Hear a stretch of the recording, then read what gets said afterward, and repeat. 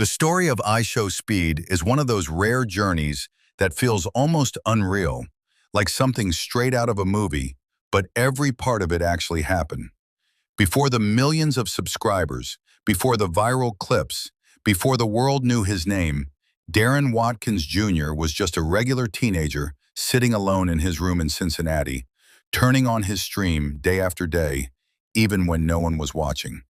There were nights when he would go live and speak into the void, seeing zero viewers on his screen, yet still talking, still reacting, still giving energy like he was performing for thousands. Most people would have quit after a week, maybe even a day. But Darren kept going, almost like he believed something bigger was waiting for him, even if there was no proof at the time. Part 2. At first, his content was simple.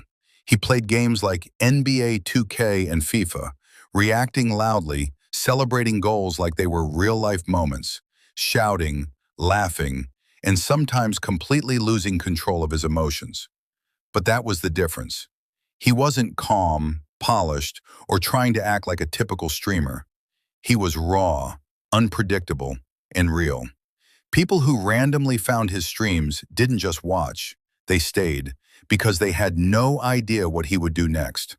One moment he would be screaming in excitement, the next he would be arguing with his own chat, and then suddenly he would burst into laughter like nothing had happened. It felt chaotic, but it was authentic. Part 3.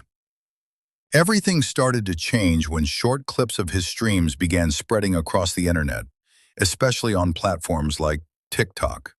A single moment, a loud reaction, a funny scream, or an unexpected outburst could reach millions of people overnight. Suddenly, people who had never heard of him were searching his name. His channel started growing faster than he could even process.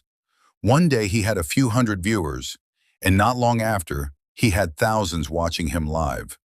The same room, the same setup, but now the entire world was looking in. Part 4. But success didn't come without challenges. As his audience grew, so did the pressure. Every stream felt bigger, every moment more intense. Sometimes he went too far, saying or doing things that got him into trouble. Clips would spread not just because they were funny, but because they were controversial. There were times when people criticized him, times when he faced bans, and moments where it seemed like everything could fall apart. But instead of disappearing, he kept coming back, learning, adjusting, and pushing forward. Part 5. One of the most defining parts of his journey was his love for football, especially his admiration for Cristiano Ronaldo. This wasn't just casual fandom, it became a core part of his identity online. His reactions to matches, his emotional support for Ronaldo, and even his dramatic responses to wins and losses turned into viral moments. Fans didn't just watch him play games anymore. They watched him experience life in an exaggerated, almost cinematic way. It was like every emotion he felt was turned up to the maximum. Part 6. As time went on, Darren stepped outside of his room and into the real world. But he didn't leave streaming behind. He brought it with him. He started streaming from different countries, walking through crowded streets, meeting fans face to face, and creating moments that felt spontaneous and unpredictable. In places where he had never been before, people still recognized him.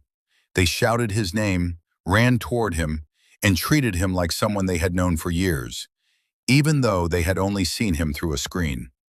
That's when it truly became clear. He wasn't just a streamer anymore, he was a global personality.